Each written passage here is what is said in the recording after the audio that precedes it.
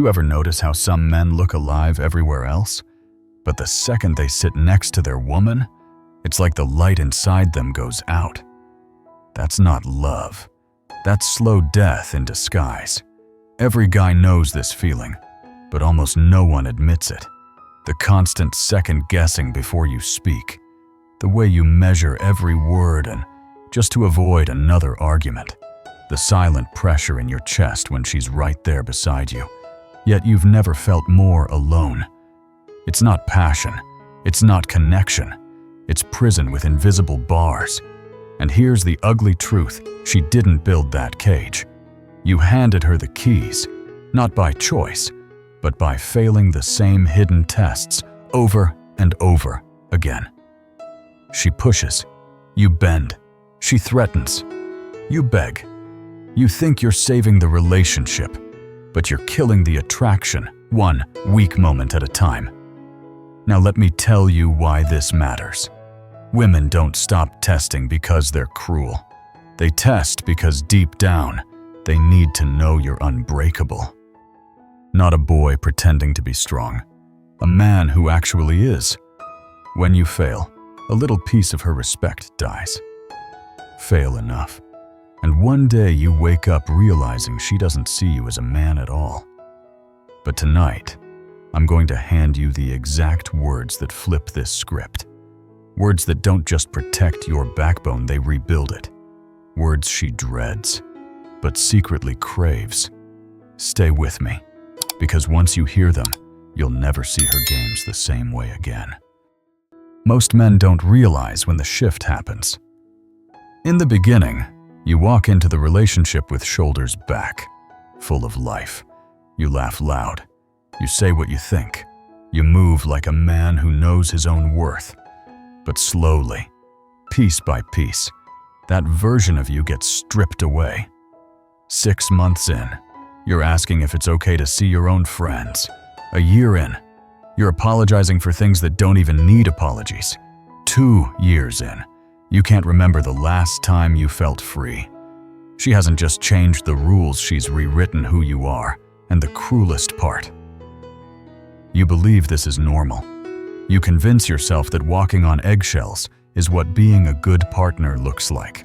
That constant tension in your chest. You call it love, that endless need for her approval. You mistake it for commitment. But deep down, you know something's off. Here's the secret no one tells you every time she throws a test and you cave. You think you're holding the relationship together. In reality, you're tearing the foundation apart. Respect erodes. Attraction dies. What she wanted was a man who stands firm.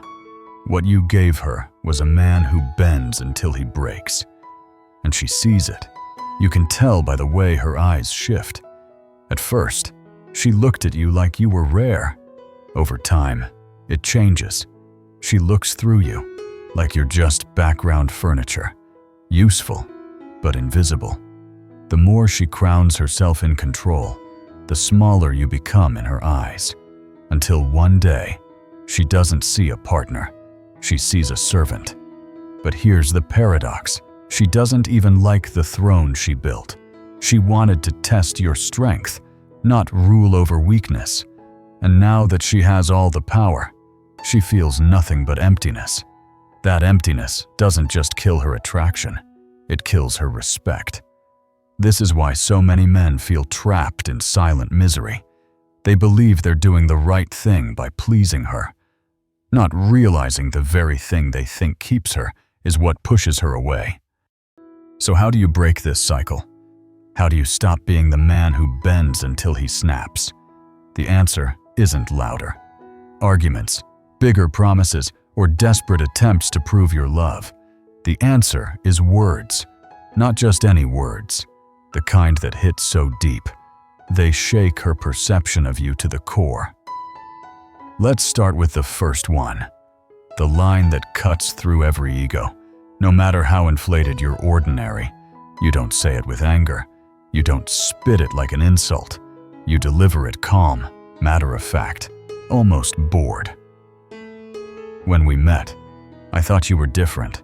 I thought you were special. But the truth is, you're just like every other woman I've known. Same insecurities, same games, same drama. Why does this work? Because every woman believes she's the exception. She's the one who's different, the one who can't be replaced. When you strip that illusion away, it shakes her to her core. Not the unique star of your life, but another actress reading from the same tired script. There's a story that proves it.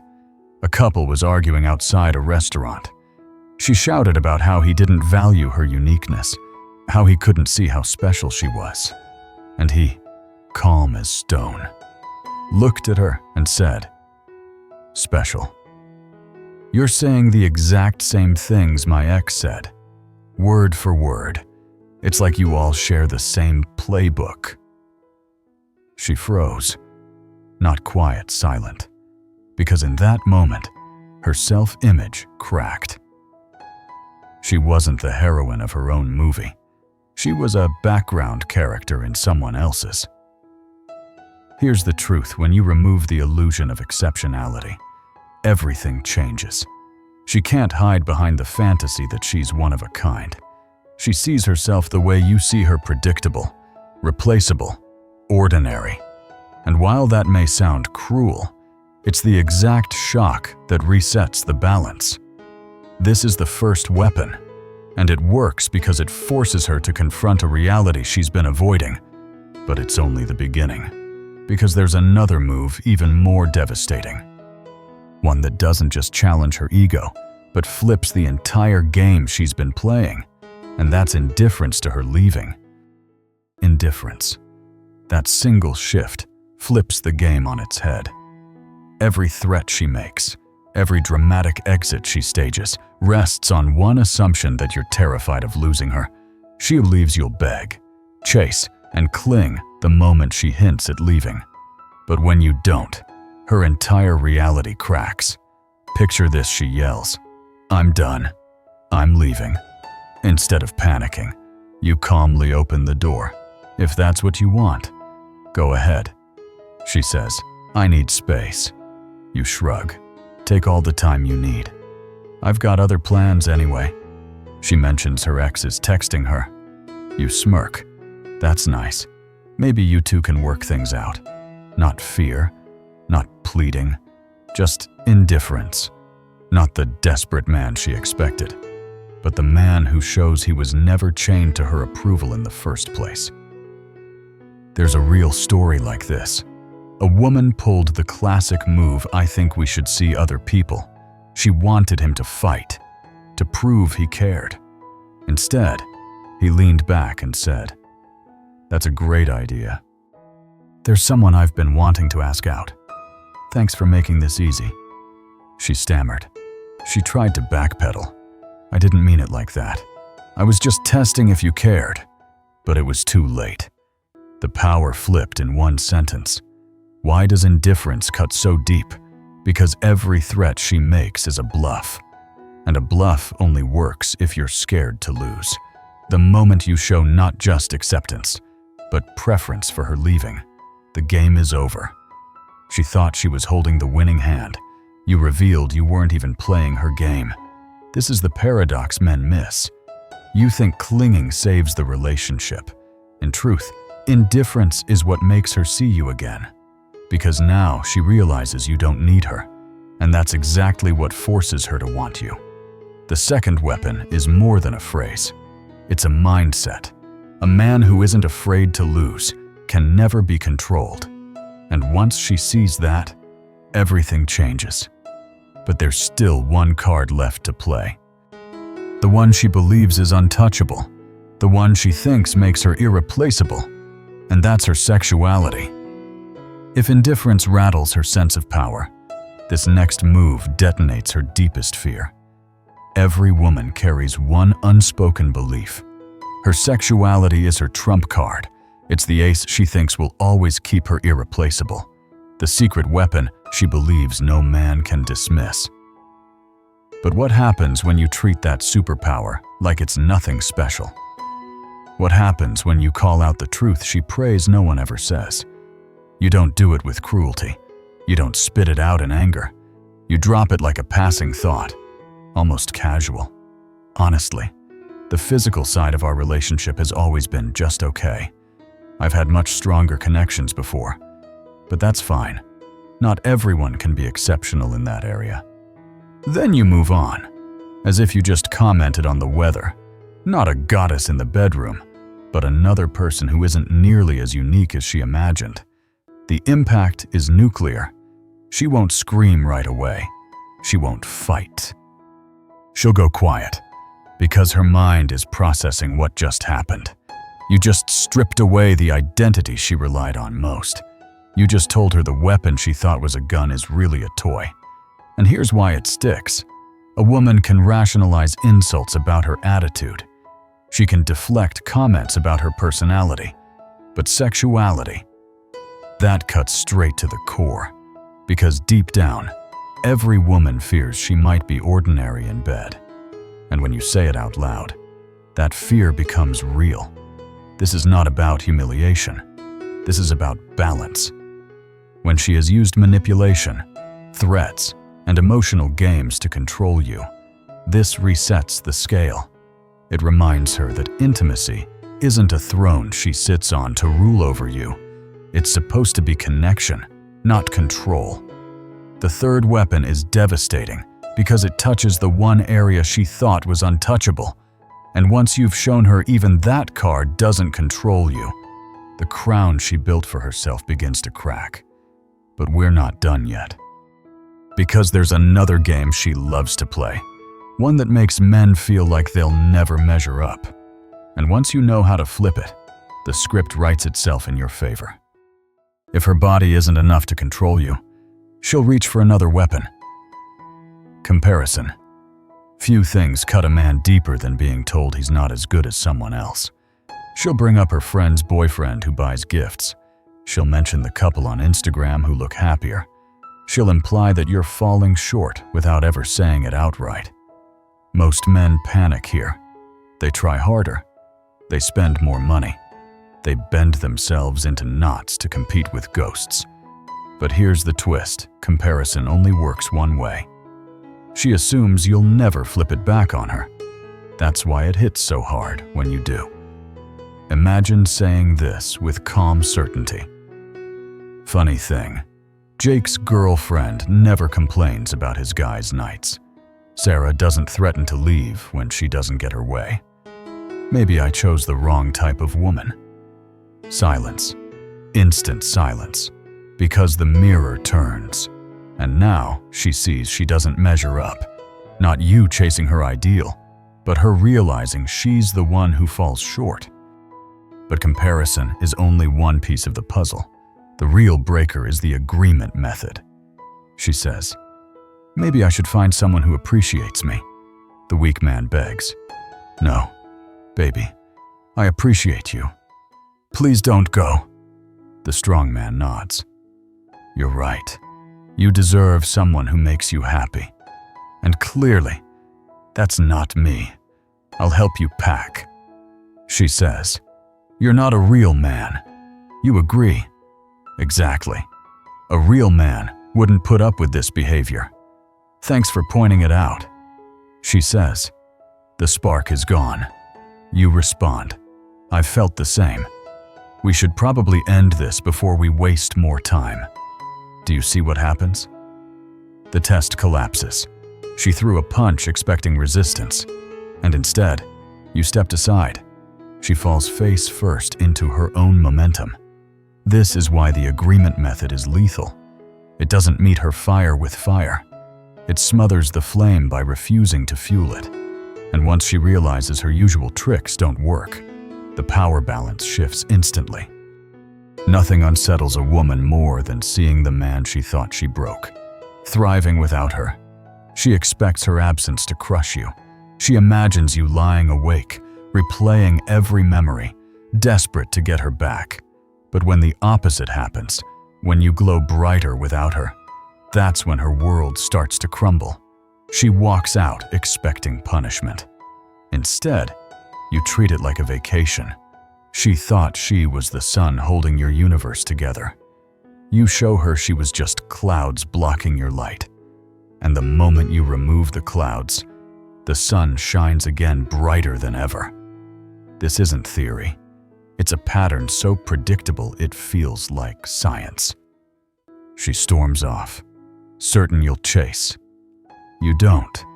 You post pictures living life, laughing with friends, enjoying hobbies she once mocked. She panics.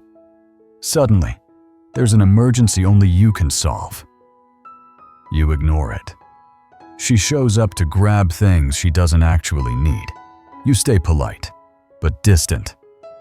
And almost like clockwork, she shifts from cold detachment to we need to talk about us. Not you falling apart, but you leveling up. Not you begging for scraps, but you enjoying the feast she told you to avoid. Psychologists call this an existential crisis. Her entire self-worth was tied to being essential for your happiness, and you just proved she wasn't. Worse, you proved she might have been the obstacle. This doesn't just shake her attraction, it rewires her perception of you. She realizes she miscalculated. She thought you needed her to feel alive. The truth, you're more alive without her. And that's when the questions start eating at her. Was I really special? Did he ever need me at all? If he's better without me, then what does that make me? That spiral doesn't end quickly. It lingers. It burns. Living better without her isn't revenge. It's freedom. It's showing her that she was never the source of your happiness, she was the weight holding it down. And once she sees that, the crown she placed on her own head doesn't just slip, it shatters.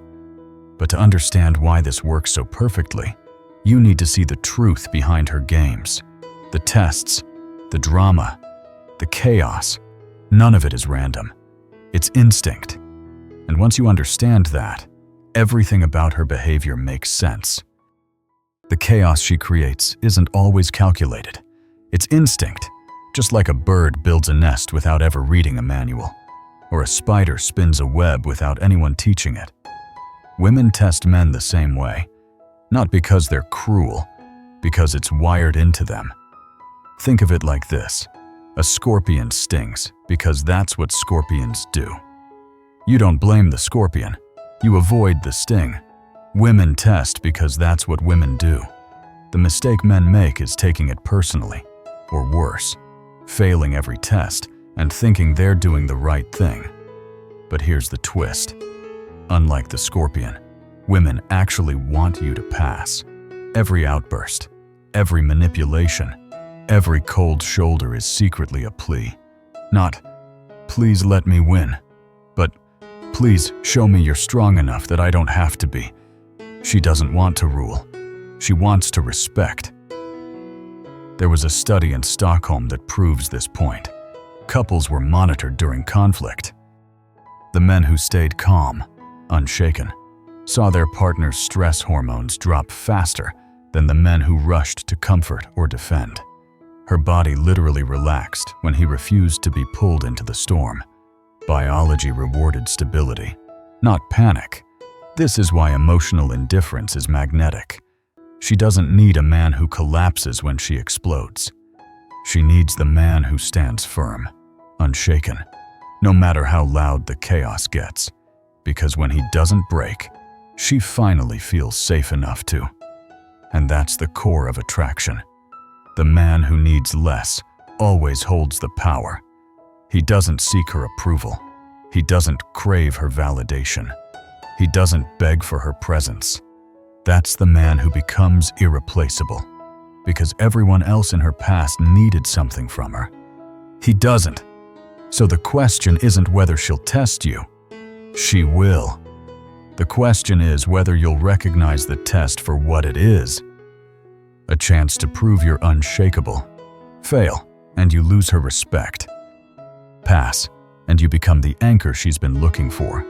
And once you understand this instinct, you see why vulnerability backfires, why showing weakness doesn't draw her closer, it drives her away.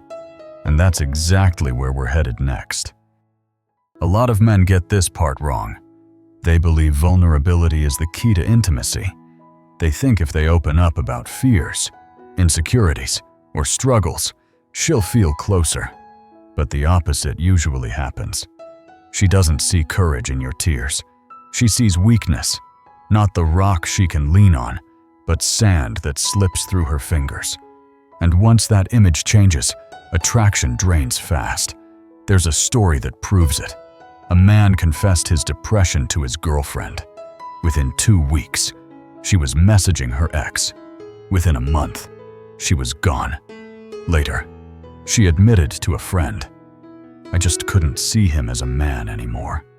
Harsh, yes, but real. Women don't want to be your therapist. They want to be with a man steady enough that they can collapse when they need to.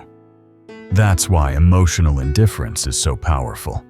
When you stop reacting to every jab, every test, every emotional storm, something shifts. She starts putting in effort again. She begins working to earn your validation. She does the things she stopped doing years ago. Why? Because for the first time, she's not certain she has you. For the first time, she has something to lose. And that's when you become the prize. Not the default, not the predictable constant, but the rare man she fears slipping away. This is where the mirror method comes in. Whatever energy she gives, you reflect it right back. If she's cold, you're colder. If she's disrespectful, you're dismissive. If she threatens to leave, you've already left in your mind. It's not about being petty. It's not about playing games. It's about showing her reality. Actions create consequences, because when she realizes every move she makes bounces back on her, the game changes. She can no longer rewrite history, painting herself as the victim while you carry the blame. Suddenly, she's staring into a mirror, and in that reflection, she can't escape the truth. This is how indifference and reflection rebuild your frame. But the real power move isn't just acting happy without her. It's becoming genuinely happy without her. That's when the crown she placed on her head doesn't just tilt, it disappears. Every man believes his situation is unique. You don't understand. She's different. Our relationship is complicated. We have history. But here's the truth. Not unique, not complicated. Just the same ancient pattern playing out. And you either wake up or you stay asleep. Women push until they find boundaries. If you have none, the water floods the house. If you set them, the flood stops at the line. It's not malice, it's instinct. And if you refuse to draw the line, she will never respect you for letting her cross it. That's why the words women fear are the very words they need. The crown she builds is heavy. The control she thinks she wants leaves her empty. And the man who keeps bending only feeds the emptiness. When you finally stand tall, when you tell her the truth without flinching, you're not just saving yourself. You're saving her from drowning in her own power. But most men won't do it. They'll nod along, maybe even agree. Then they'll go right back to yes. Dear, shrinking smaller each day until they don't even remember what self-respect feels like. They'll convince themselves it's easier to stay broken than to face conflict. So here's the choice. You can keep being the man who apologizes for breathing, or you can be the man who looks her in the eye and speaks the truth she fears most. Not with hate, not with rage, with calm certainty. Because her greatest fear isn't you leaving, it's you staying, but no longer needing her. Not your anger, your indifference, not your words, your truth. And that's where the power shifts. The moment you stop fearing loss, she starts fearing it for the first time. The moment you step back into your frame, her crown doesn't just fall, it disappears. So the red button is in front of you. Push it and tomorrow you wake up different. A man who speaks what must be spoken, without apology, without hesitation. Or leave it untouched and spend your life as an extra in her one-woman show, forgetting you were supposed to star in your own. The decision is yours.